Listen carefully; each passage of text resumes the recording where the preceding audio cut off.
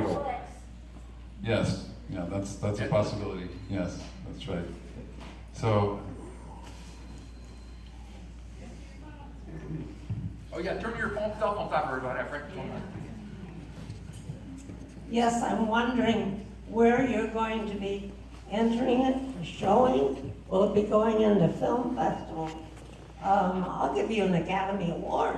Yeah.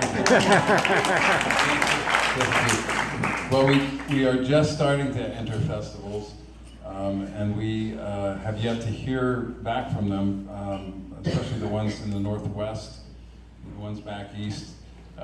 This will happen in the next month or so. It'll start happening where we get our responses. So we'll see. But we have our own venues that we're organizing for theater presentations, as well as community centers, Vets for Peace organizations. That this is going to be ongoing, and just within your own community. If you're interested in a screening, just be in touch with us. We'll work with you, because I think this is the kind of grassroots approach that I think will work well for a film like this. Yes. Hello, Brian. Yeah, I have a question You got for somebody. Brian. Brian, did you say something about the cost of war that people really do pay via their federal taxes? So I know you have opinions on that. Yeah, there was nothing in the film about my tax refusal, which has been ongoing since 1983.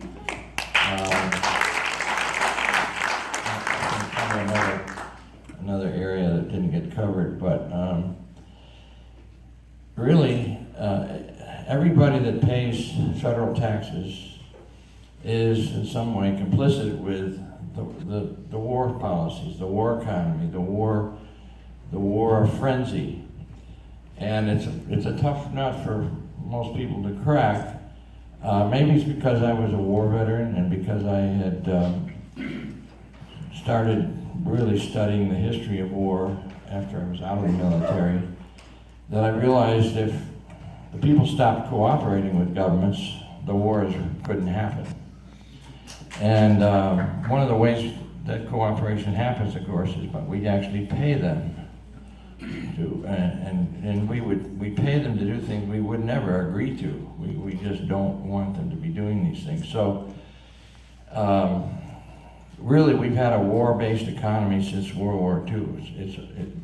We create the threats in order to justify doing the interventions. Every bullet, every bomb, every plane, every drone makes money for the war makers.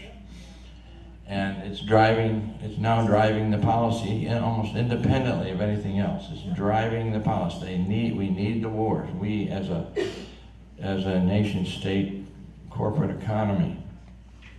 But that economy needs our cooperation to sustain itself. So it took me four years to decide to be a tax refuser. I started thinking about it in the late 70s, especially when I knew much more about U.S. foreign policy, because I'd been studying it all through the 70s after I was out of the military. It led to the divorce of my first wife because we were arguing over tax refusal. I said I have to somehow figure out how to not pay the taxes.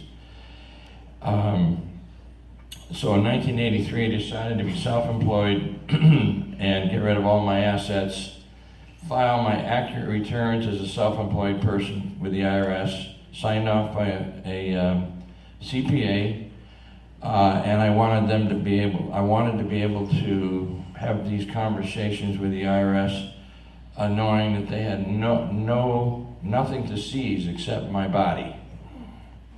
So I think I had 12 meetings with the IRS over the years, and it was always them with all their resources against me, and all I had was, basically, it was not a complicated thing. I wasn't going to pay them.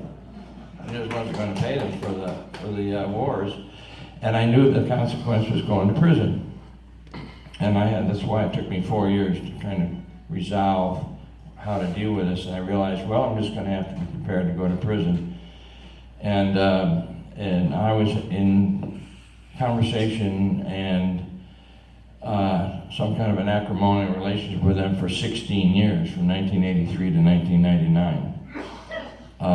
And my lawyer said I was going to be doing at least 2 years in prison, and I said, I know, that's what I resolved. And that's what gave me my freedom when I was dealing with the IRS. I knew that I was prepared to pay that price, and I was just not going to cooperate. And they didn't really know how to deal with that.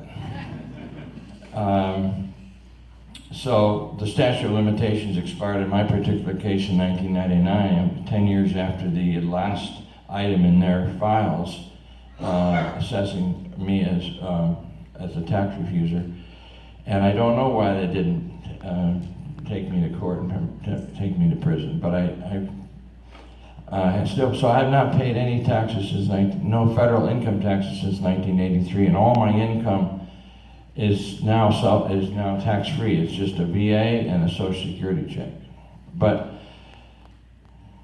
everybody has to decide how they're going to live their life. Everybody has to make a choice about how they're going to live in a society that's bombing somebody every day, has special forces operations in 150 countries, has ships in every sea, warships in every sea, warplanes in every airspace.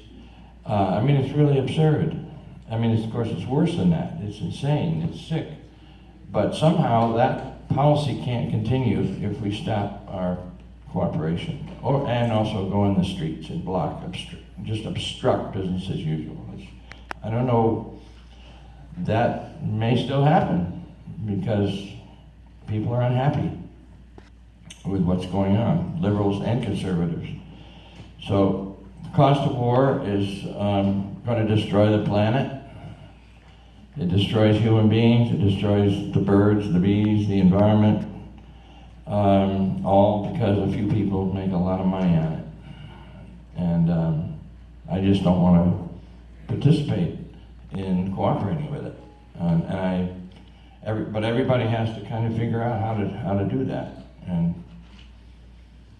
I made my choices. Thanks, Brian. Thank you. Can you talk a little bit about your red hat? Oh, my red hat. Well, the only thing that is similar or is the same with me since I was 10, 11, and 12, because everything else has changed, is I'm still a St. Louis Cardinal baseball fan. I know it's kind of an anomaly, but it is a trivial pursuit of mine. I look at the box scores every day, and this hat happened to be the very hat that I had on when I was hit by the train. And I've kept it in my archives.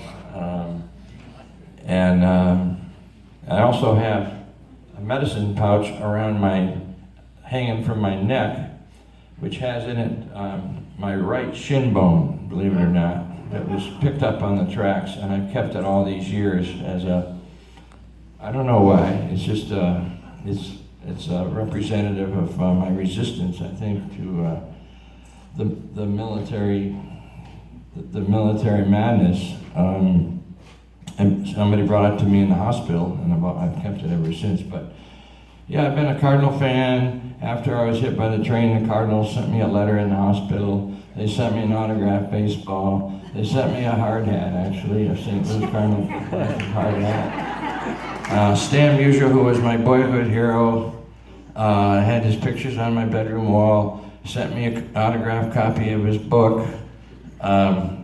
It's a little weird, but it's okay. I want to thank you for making the movie and wish you great joy and luck in getting it out there. It's been argued that one of the reasons the younger generations aren't so involved as they could be is the lack of a draft. And then if we were to bring back a draft, would that help? Would that get families more involved with who goes? Just, what are your thoughts on that? Thank Oh, you. I have always been opposed to the volunteer army. In fact, when they instituted the volunteer army in 1973, I was one of the few people among my liberal friends who did not support the volunteer army. And that's because I knew that we were an imperial society, that basically our militaries are like public mercenaries, and if we're going to continually be an imperial society, which we really have to be an imperial society to maintain a way of life for 4.6% of the world's people, consuming a third of the world's resources, because we really have to steal what we need to maintain this insatiable consumption that all of us in this room, to varying degrees, are participating, including myself. To me, we need, even though the draft is, I was drafted myself, and I was from a lower working class family, but I thought I was going to escape the draft because I was in graduate school.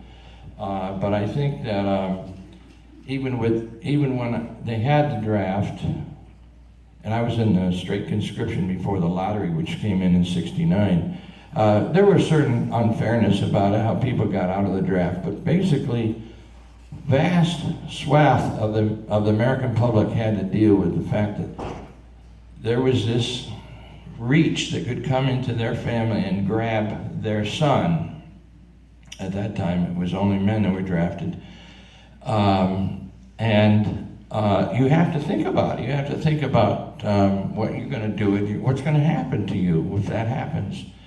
And it really, I mean, I was in graduate school partly to keep my school deferment, so I didn't have to go in the military. And when I got caught, I didn't have any philosophical or political opposition to the war. I just didn't really want to be a soldier.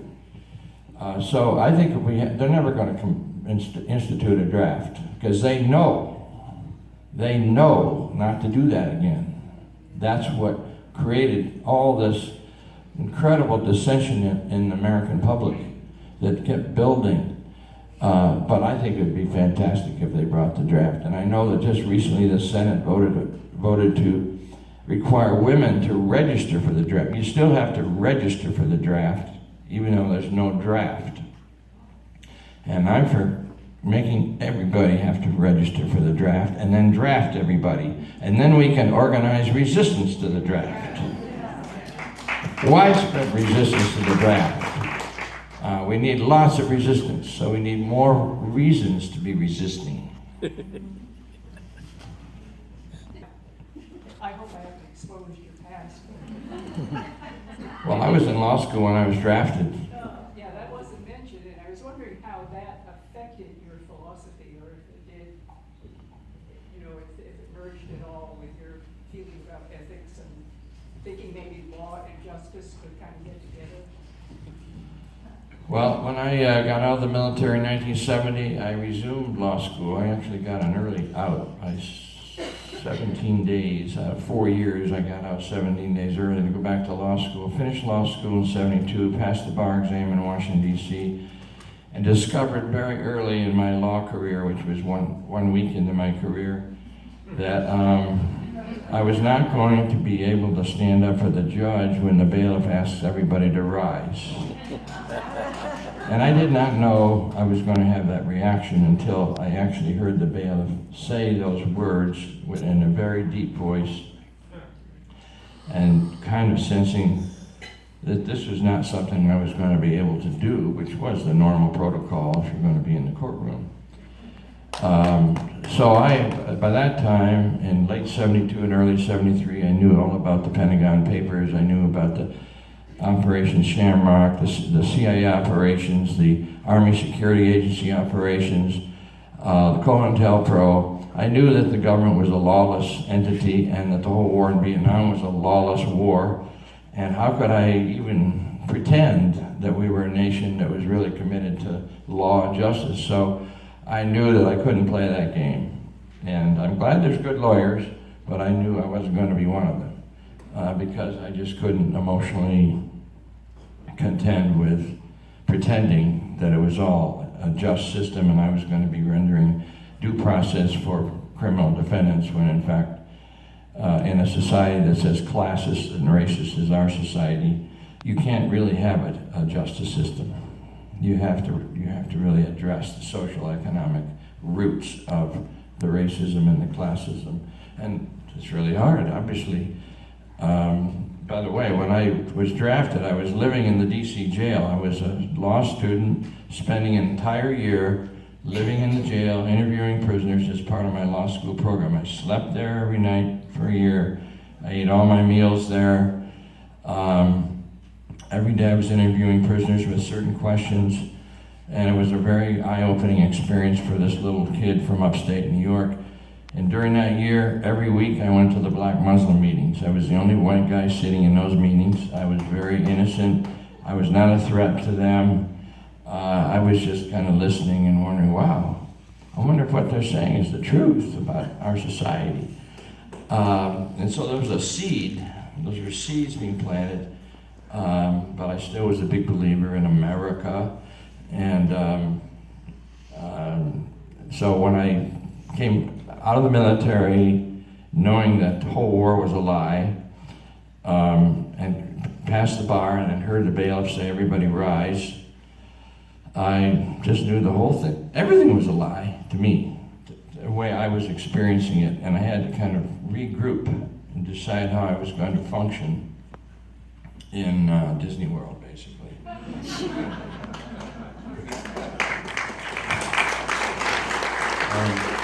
We have time for about one or two more questions because I think we're on a limit. Go ahead. I go to like Oswego High School, and the military comes out multiple times a month to my school and pretty much advertises for it and like talks to kids about it, saying, "Oh, it's a great thing. You should come join us." A lot of times they'll be there for multiple weeks, just like at lunch, every single lunch. So I want to know like what I can do to show my opposition towards that. If you have any recommendations.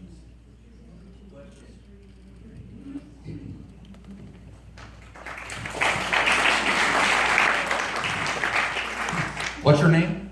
Jack. Jack? I'm actually related to Holly Brown. Oh, wow. Her nephew. Wow. We have some of the family.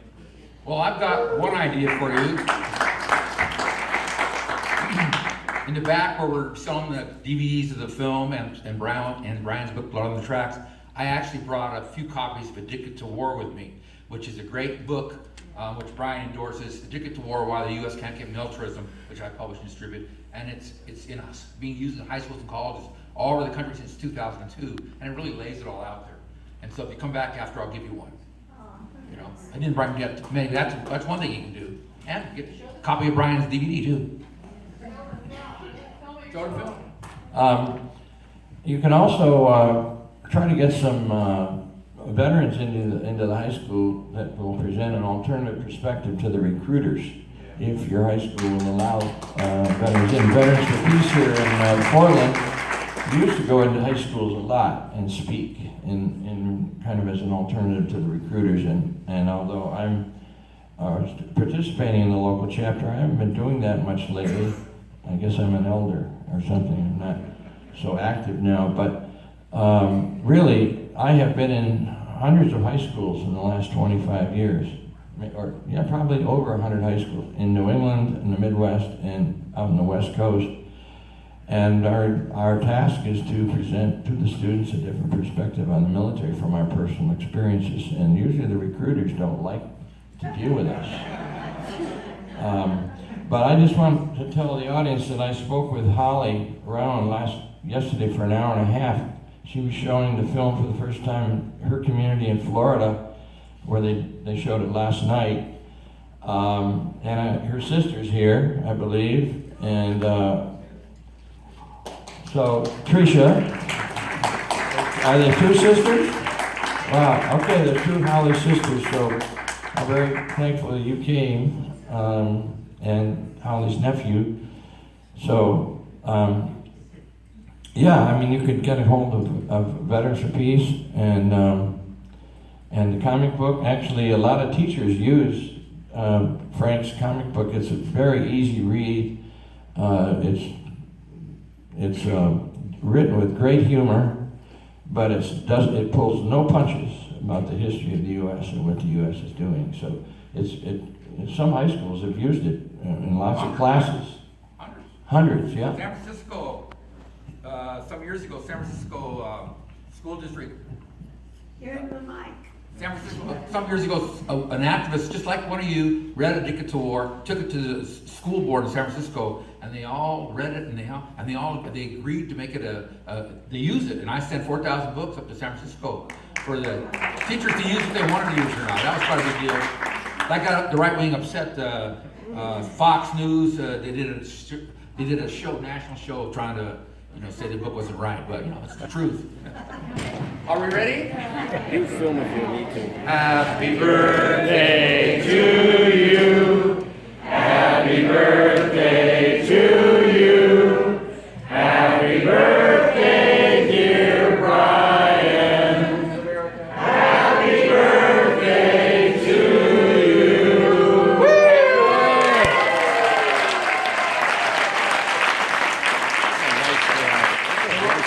Those who you want to buy a DVD, come in the back, table in the back, we'll sell you a DVD, and Brian will sign some of the books, and I got some A Ticket to Wars, and thanks to you all for being here so much.